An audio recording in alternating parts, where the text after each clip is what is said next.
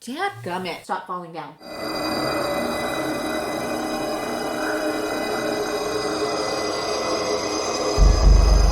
Hello everyone and welcome back to my channel. I am your host Lacey Bean and today is Church Crime Time Tuesday and I have a wild solved true crime for you. So I want to start off by giving a trigger warning. Today we're going to be talking about murder, manipulation, brainwashing, spiritual abuse, and chronic illness. If any of those topics are too much for you, please skip this video and I will see you next time.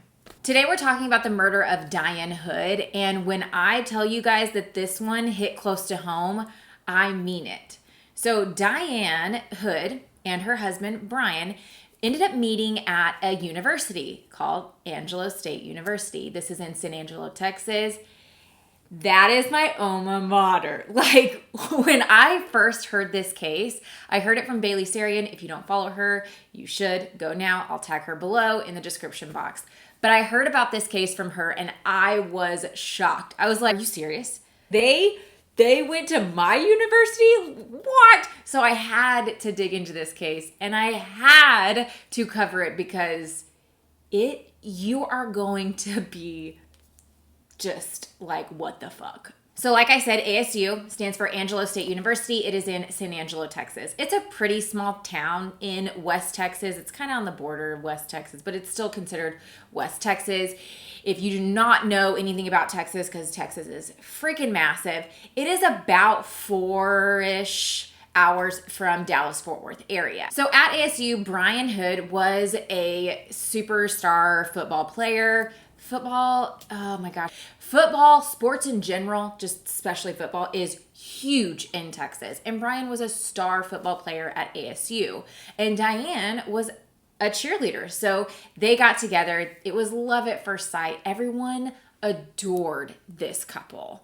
Now, after they graduated college, they ended up relocating to Colorado Springs, Colorado. When they got to Colorado Springs, Brian ended up becoming an insurance salesman. And through his job, the boss at his job actually evangelized to Brian and converted him to evangelical Christianity.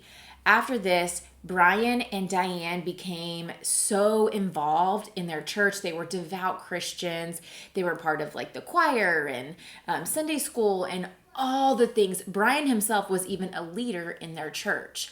Their marriage was one of those marriages that people just looked up to and were like, I want a man, I want a husband like Brian. He was a devout Christian. He was a leader in the church. So all the other Christian ladies and the younger Christian women were like, that is the kind of guy I want to marry. Diane was such a beautiful lady. She was kind. She was sweet. She loved absolutely everybody. Everybody said that she was just a wonderful person all the way around. She was so genuine. If you correlate it to nowadays, it's basically they were the family that you see on Instagram that everybody just like swoons over. That was Diane and Brian. And over the years, they had 3 beautiful children. Well, unfortunately, Diane ended up getting diagnosed with lupus. If you don't know what lupus is, let me explain. Basically, lupus is an autoimmune disorder within your body where your body ends up attacking your healthy cells. So it can, cause joint pain. It can affect multiple organs in your body. It can give you kind of like what they call a butterfly rash on your face. And it can be very painful. They have no cure for this disease. And they think that it can be a combination between genetics and environmental factors. So they have stated that they think that it can live dormant within your body because of your genetics. And then when something like within the environment interacts with it, it makes it flare up and you develop the disease and then you have it for life. That is a theory. They honestly have no idea. Now, lupus can be a very hard disease to deal with. It can be very painful. You can have flare-ups that come out of nowhere. And Diane was really struggling with her lupus. And so she was able to actually get involved with a lupus support group where people could get together who all suffered with lupus and they could just kind of talk about their struggles with it. and they'd be able to talk to somebody who actually understands because they're going through the exact same thing. Now, one horrific day, Diane and another person at the support group end up leaving the support group. They were the first to leave. When they were heading to their cars and they got to the parking lot, they were approached by a man from behind. They turn around, they're shocked because this man has a gun and he's pointing it at Diane. Now they assume that they are being robbed. So Diane tries to hand over her purse to the robber and run for her car. But the robber was like, no, we're not having that. Ends up shooting Diane and it goes through Diane's shoulder. This knocks Diane to the ground and Diane ends up flipping herself over. The robber goes up to Diane, who has made it a ways from where he initially started the attack, and the robber gets over Diane, points the gun at her, and shoots her again. Then the robber turns around with Diane's purse and just runs off through the parking lot. Now, the woman that was with Diane is freaking out and hysterical. Granted, she just saw somebody shot twice. She runs over to Diane. Diane is screaming that she's in a lot of pain. She tells Diane, I'm going to go get help. I'll be right back. The woman ends up running into the support group and yelling, Diane's been shot. So everyone runs outside and the police are called. Now, when they call 911, the witness is able to give them a very, very detailed description of the robber. She tells them in detail the steps of what happened. They ask what he was wearing. She said he was wearing camouflage and a ski mask and black gloves. They end up asking her about the weapon, and she is able to tell them a crucial detail about the weapon. She identifies the weapon as not only a handgun, but a revolver. Now, before police arrive at the scene, they're assuming that this was a robbery gone bad. Police arrive. Diane is still alive at this point, and so the ambulance just scoop her up and rush her to the hospital. The police stay and they question the eyewitness.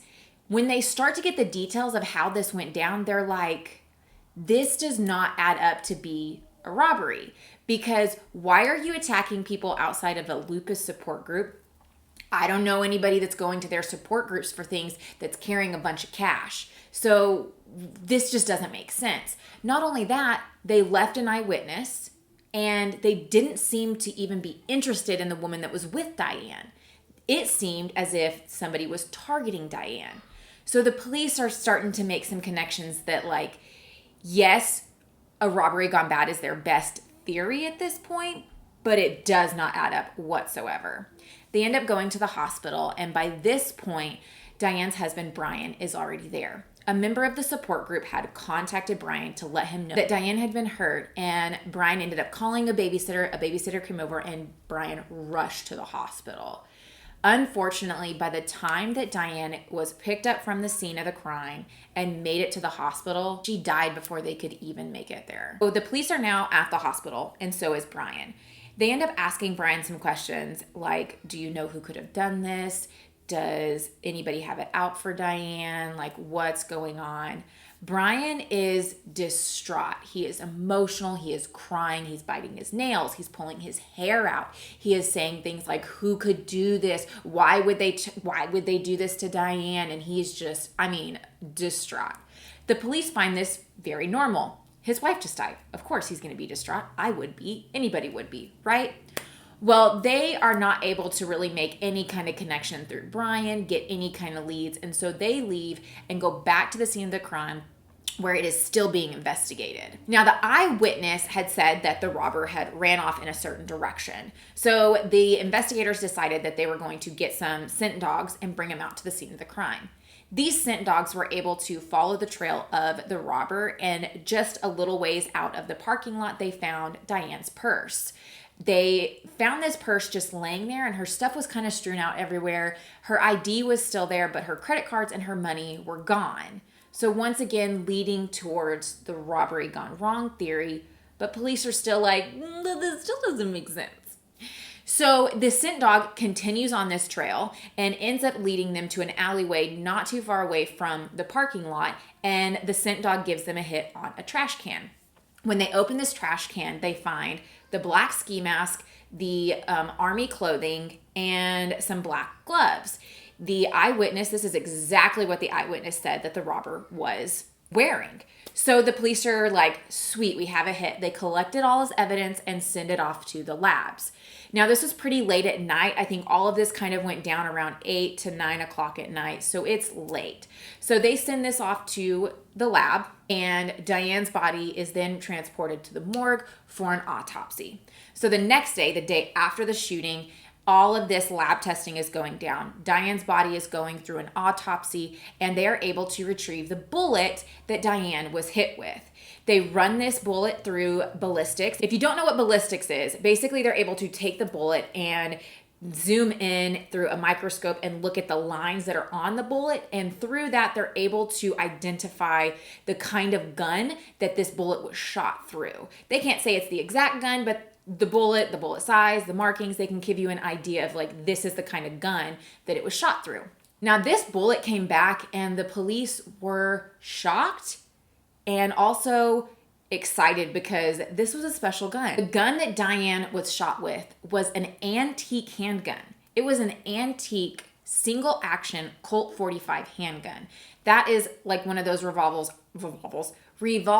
I'll show you a picture on the screen. So it's very old school. And so the revolvers are very unique in its identity, and that is why the eyewitness was able to identify it as a revolver, but it was an antique single action Colt 45. So they were like, okay, this gun either came from a gun collector or it was stolen. But this gave them a really good lead because this is a very unique weapon. So identifying it wasn't going to be too hard if they were able to find the weapon. Now, also, the evidence that they collected from the trash can is being, going through some lab tests. Now, on this clothing, they found hairs belonging to a human, and then they also found a second set of hairs that they said belonged to a dog. They have all of this evidence sitting there, and they are trying to find a lead because stuff is not adding up. So the police decided, we're going to start questioning the people, family, friends that are close to Diane and Brian Hood. So they start questioning family and friends and trying to find some lead, some connection. And everybody said the same thing.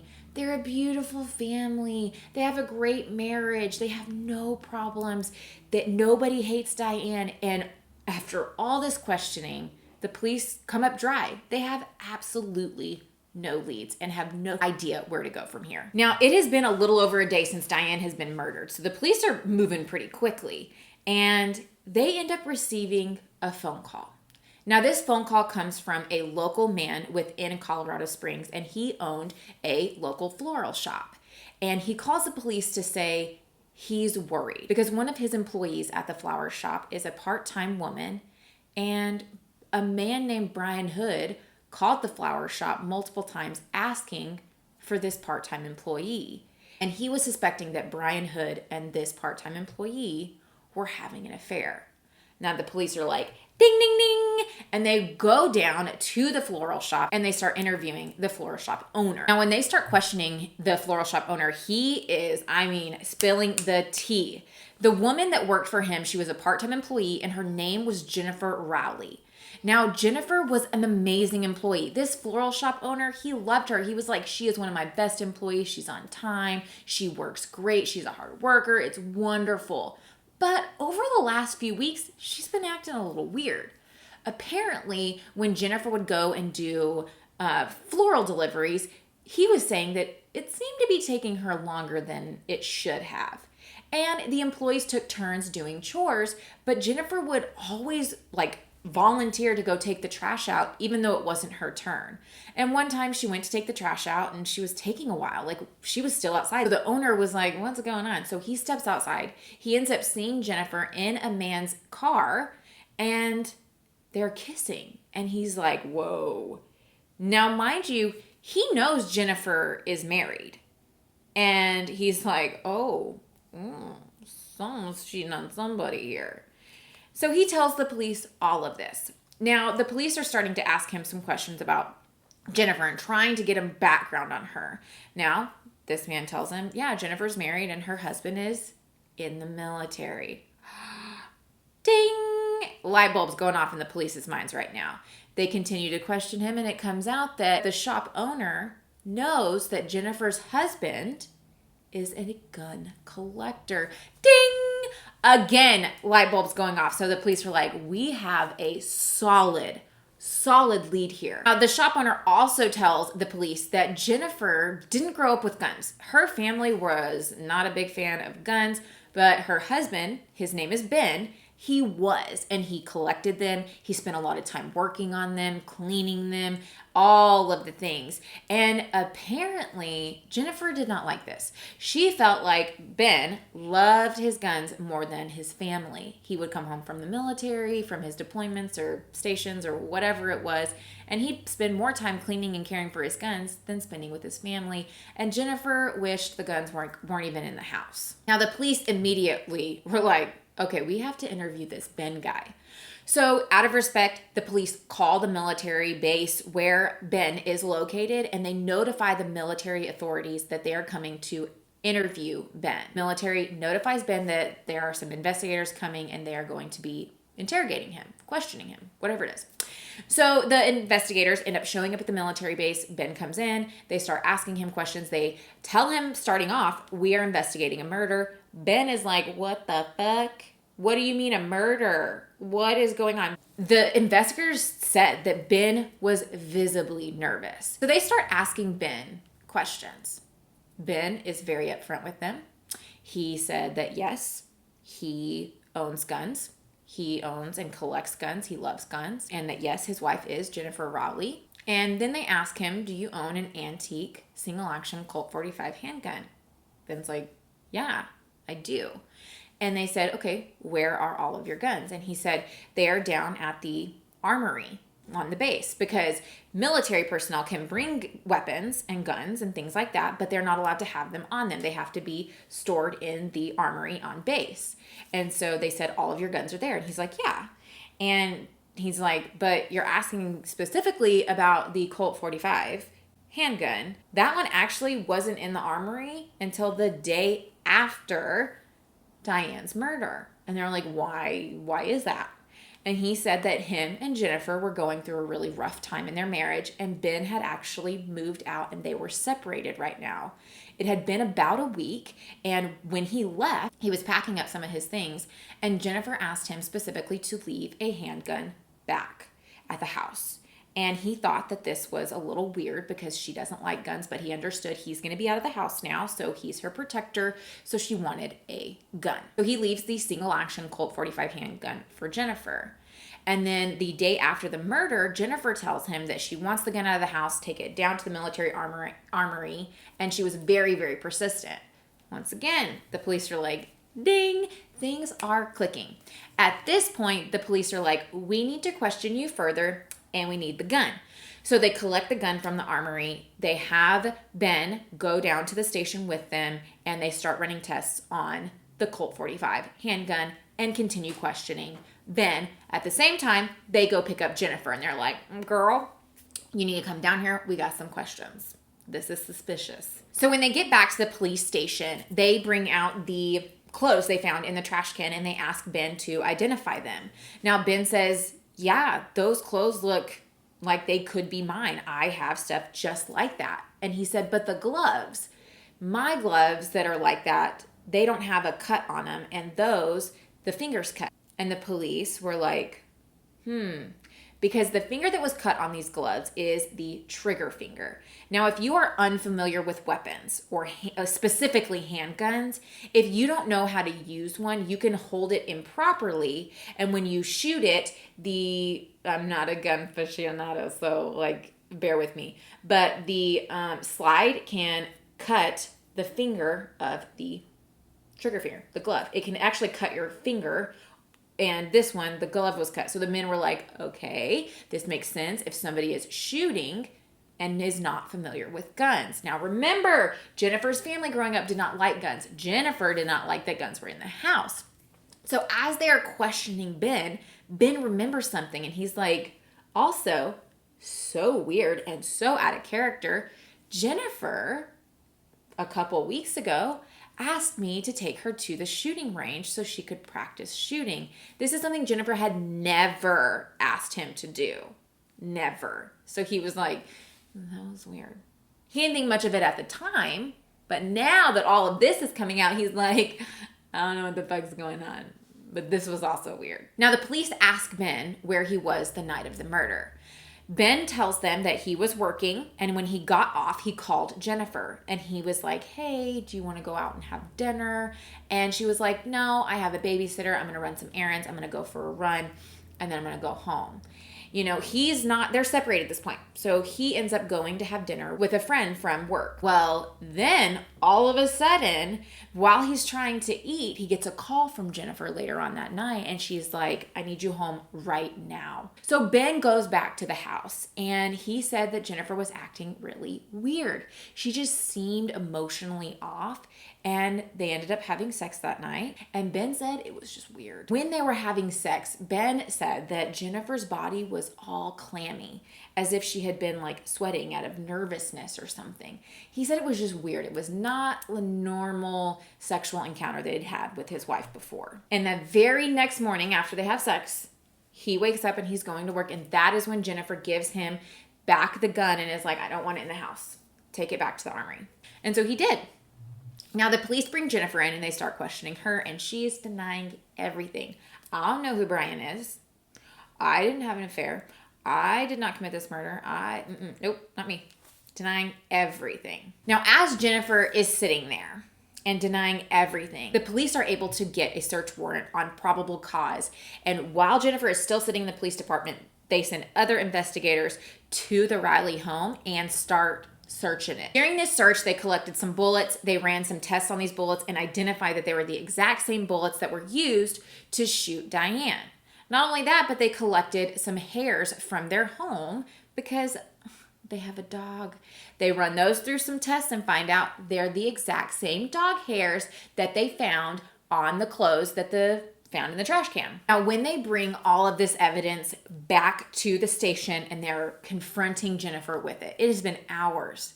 And they're like, we found the bullets that were used in the gun to kill Diane in your home. She says, maybe somebody broke in.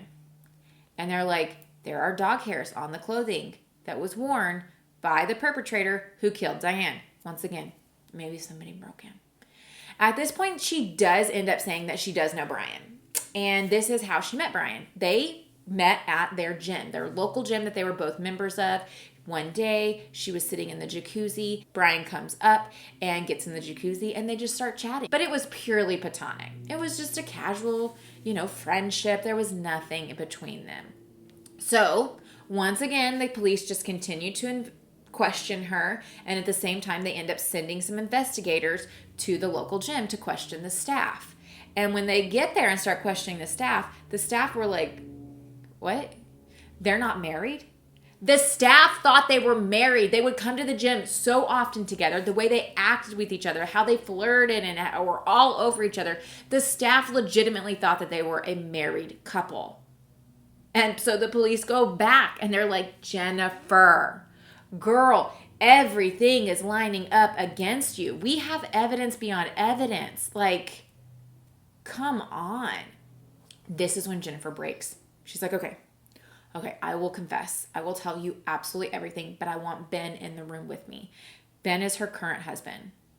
I have no idea why she wanted him in the room with her, because apparently she has come out saying that their marriage was horrible. Their marriage was, he was abusive sexually and it was just not good. So I'm like, why did you want your current husband in the room while you confessed to all of this? Like, this still does not make sense to me. So Ben comes in, sits down beside her, and Jennifer opens up. Apparently, it was not a platonic relationship. I think we all knew that. But apparently, when Brian got into the jacuzzi, he started chatting her up. And at this time, I think Ben was off on like military training or something like that. And so he was not at the home. And Ben tells her that he is an insurance salesman and he would love to come over and try to, sell her some insurance. And this whole time they're talking, Brian's like, I am a married man. I love my family. I'm a Christian guy. And so Jennifer felt really safe with him. She was just like, he is a good guy. Now, apparently, Ben had spent a lot of time in the military really trying to advance his career, meaning he was not home all the time. and they moved around a lot, and this made Jennifer super lonely. And the fact that their marriage was falling apart, it just made her seek and want attention from somebody, anybody. Now, at this time, Jennifer had 2 children. She had a 3-year-old and a 1-year-old at the time. So we all know that toddler season is, it's a hard season. So you add on top of that, she's in a horrible marriage. You add on top of that she is lonely and has no friends because they've moved around a lot. And she fell for Brian's schmoozing. So later that day, Brian comes over and he's wanting to try to give her the spiel of the insurance and try to sell her on it. And throughout this conversation of them talking and him trying to sell her insurance, things start changing. And she goes to the kitchen to try to make some coffee. Brian comes up behind her, pulls her around, and kisses her. She pushes him away. I can't do this. What are you talking about? Brian tells her, you just gotta put your head over there and just enjoy the moment. And she's vulnerable. She's wanting some love. Somehow they end up in the basement. He puts her up on the washer, and they get their thing on. Now here's the weird part. After they get done doing their thing, Brian tells Jennifer, now that we have had sex, we are one in God's eyes, and you're mine. What? And then he just gets dressed and he leaves. And she's left sitting there like, what? And they continue the affair. They meet up at different spots and they start making conversation. And throughout them having this little affair, Brian ends up telling Jennifer all about how Diane has lupus and she's in a lot of pain, and he wishes that she would just die. Now, at first, Jennifer's like, maybe he's just like venting and like he needs to get this off, so she's just listening. But he won't let this go. Conversation after conversation, he's like, I wish my wife would just die. It would be better for her. And then he asks Jennifer to kill her. And Jennifer at first refuses. I'm not killing your wife. Are you kidding me? Are you crazy? And he starts telling her, this is your mission. This is your purpose. This is why God sent you to me. We are supposed to be together. God wants us to be together. We are already one in God's eyes because we have had sex. But I am married and she is in pain, so you need to kill her. You're an angel sent by God. You need to come kill her so we can be together. What the fuck kind of manipulation is that? She asks him, why can't you just divorce her? And he said, if I divorce her, I will be sinning every single day after that if I get remarried. So I will be perpetually living in sin. But if you kill her, you can ask for forgiveness for murdering her, and God will forgive you, and then you're good. You're good to go, Jack. Now, because Jennifer is in this kind of a vulnerable state, Brian's able to manipulate her. He is able to completely just brainwash her, and she's like, yeah, I will kill her. Jennifer has said that she truly believed that if God wanted this to happen, then it was his will. And if it wasn't God's will, then something would happen to stop it. Her car would break down. The gun would stop working. Something would happen and it would keep her from committing this murder. That was truly what she believed at that time.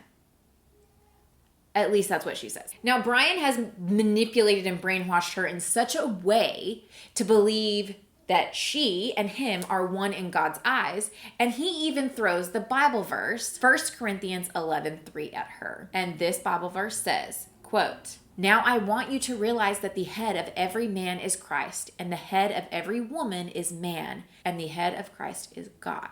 So he basically used this to, stack the patriarchy, and show her, I am the man, we are one, so you gotta do what I'm asking you to do. It's a whole bunch of fuckery. Now, they go and arrest Brian, of course. They arrest Brian the night before Diane's funeral. So all of the friends and family show up to the funeral where Brian is supposed to be. His wife just died. And Brian is supposed to be the one to give her eulogy. And he ain't there. Everyone's looking around like, hey, where's Brian? You seen Brian? Where's Brian? And it all starts coming out. They're like, yeah, he was arrested for murder last night. And everyone's like, what? Shit hits the fan. Shit hits the fan. Brian ends up retaining his right to remain silent, and he ends up speaking to the police only through his attorney. Now, the attorney says that Brian did have an affair with this woman, Jennifer, and he broke it off. He was like, I can't do this. I love my wife. I love my wife. And Jennifer just went crazy and killed his wife out of jealousy. It was a fatal attraction scenario. This really was dubbed in the newspapers as the fatal attraction murder. Now, the police know that with no physical evidence to tie Brian to the murder, they are relying on Jennifer to testify against Brian in the trial. Now, Jennifer agrees that she will testify against Brian in the trial, but her lawyer demanded that if she was going to do this, they needed to make a deal. And all their deal was to take the death penalty off the table. They agree, they take the death penalty charge off the table as long as Jennifer will testify against Brian and be honest. Now, before the trial, of course, investigators are still trying to dig as deep as they can and collect as much information as they can to bring to trial. They end up finding that Brian was a big old flirt. He flirted with all the girls and all the women at church, and that this was not his first affair. They also find out that Brian's manipulation of Jennifer was next level. It was to the point where Brian was telling Jennifer, Ben's gonna leave you. He's not happy in the marriage. You're not happy. He's gonna leave you. You're gonna be a single mom. This is your only option. Look at what I am here to offer you. And she fell for it. Hook, line, and sinker. Also, during this time, interview some of Brian's friends and find out this was not Brian's first time to try to have his wife offed.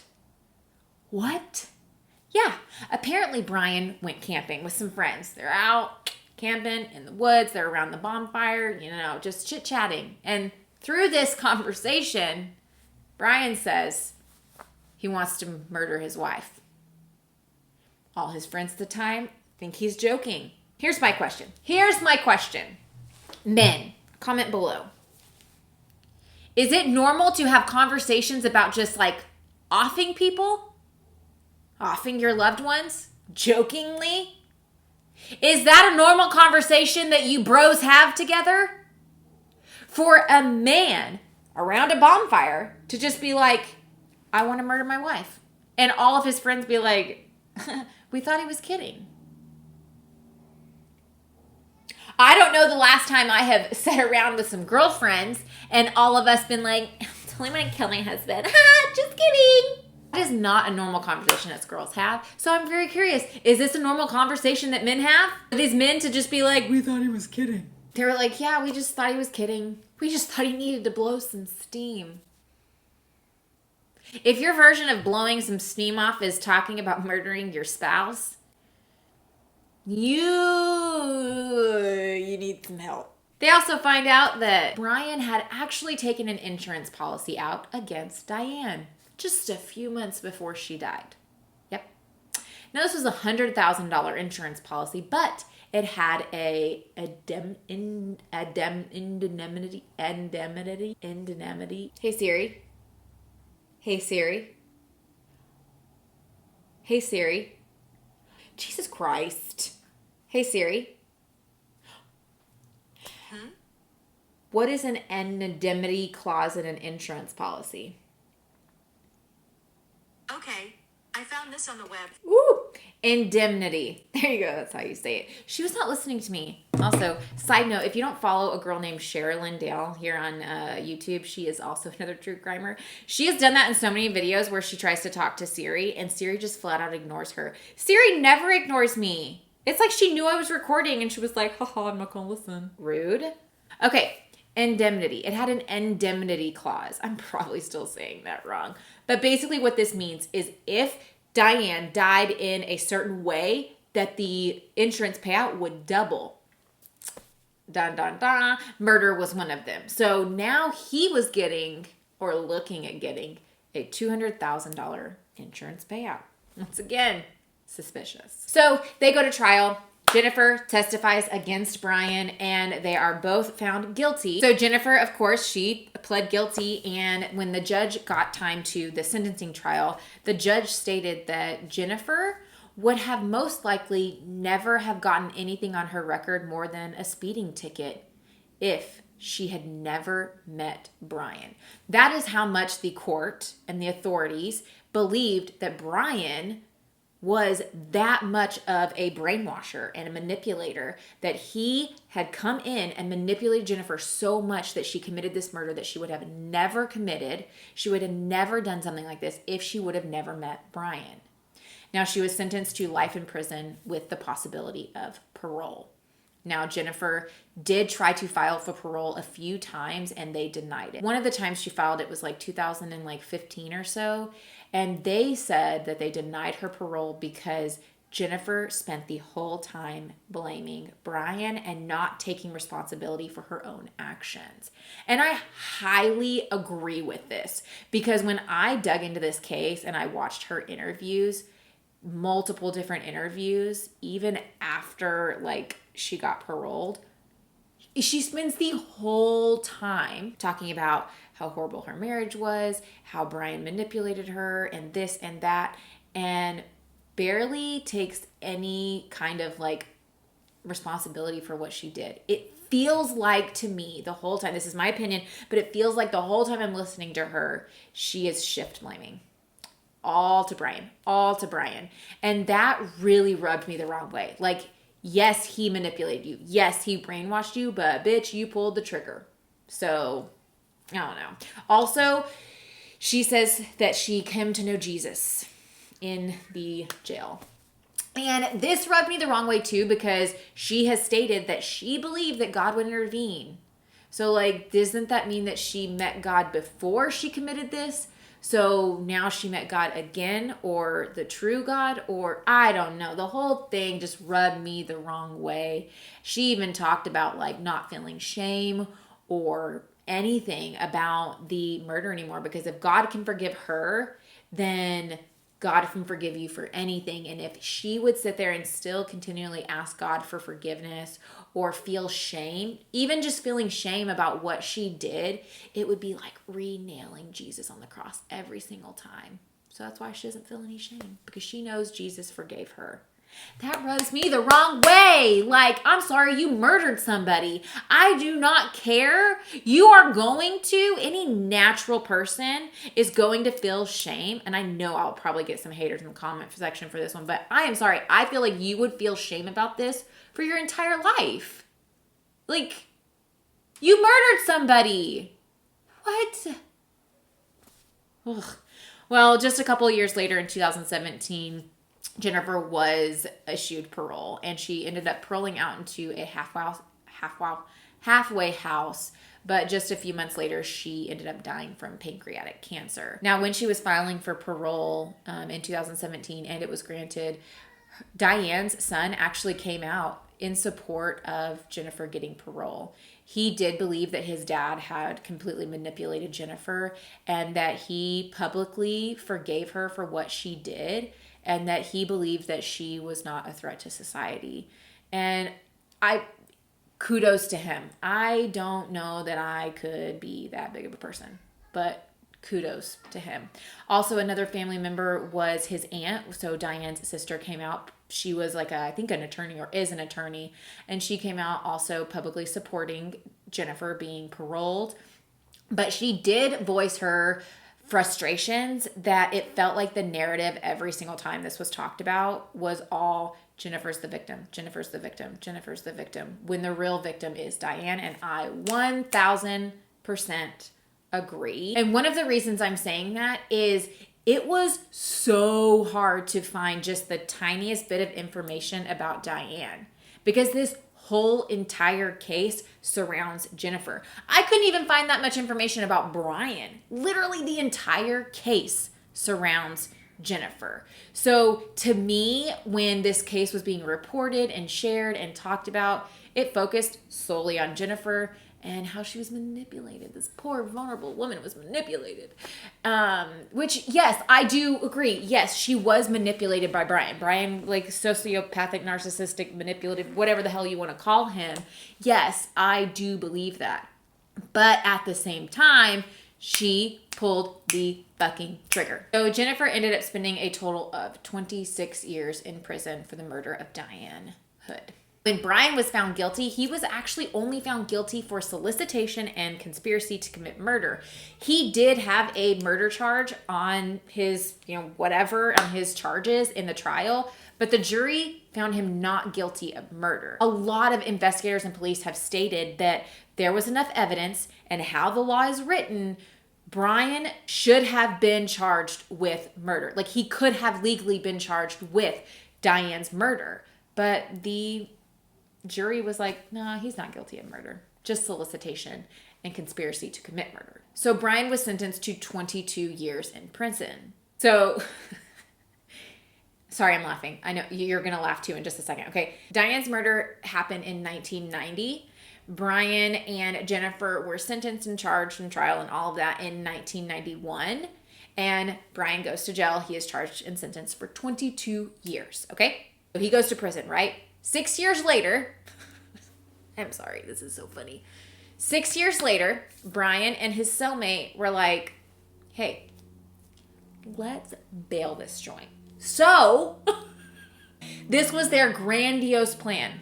They somehow, still nobody knows how they got a hold of these, but assuming from the garden shed, but who knows, they end up getting some bolt cutters. And they are like garden shears, not bolt cutters, garden shears. And they bury them in the ground by the fence. And then one day, I think they were just like out in the yard having yard time. They just like take the bolt cutters and like cut through 2 fences and escape. No alarms went off. The prison didn't even know they had escaped for an entire 3 hours. 3 hours. These 2 men are just like, doo-doo-doo, we're gone. Brian ends up being captured 20 hours after his escape, and his cellmate was captured the very next day, and he had been found sleeping in a dumpster. That was wonderful. Good escape there, guys. Because he tried to escape prison, he was charged with trying to escaping prison, So he was sentenced to another 6 years, so he got 6 more years tacked on to those 22 years. Brian did file for parole in 2019, and March 11th, 2019, he was paroled from prison, and he's out and about walking the streets today. Fucking terrifying. I know. So Jennifer spent 26 years in prison, and Brian spent 27. He would have spent less, but he tried to escape like a dumbass. But yeah, that is the murder case of Dianne Hood. Poor woman. So I hope you liked that video and you found this case interesting. I was definitely like, what the fuck when I was researching and when I first heard about it. Once again, from Bailey Sarian. If you don't know her or watch her here on YouTube, go follow her channel. I absolutely love her. I hope you guys have a great day, a wonderful week. Remember, self-care, very important. Eat some chocolate, take a bubble bath, take a walk, read a book, whatever you like. I love you guys. I will see you next week for a very current case, actually. So stick around to find out. Once again, bye. I love you all. If you like this kind of content, remember to hit the subscribe button and ring the bell so that you get notified anytime I do an upload. Love you all. Have a great week. Bye.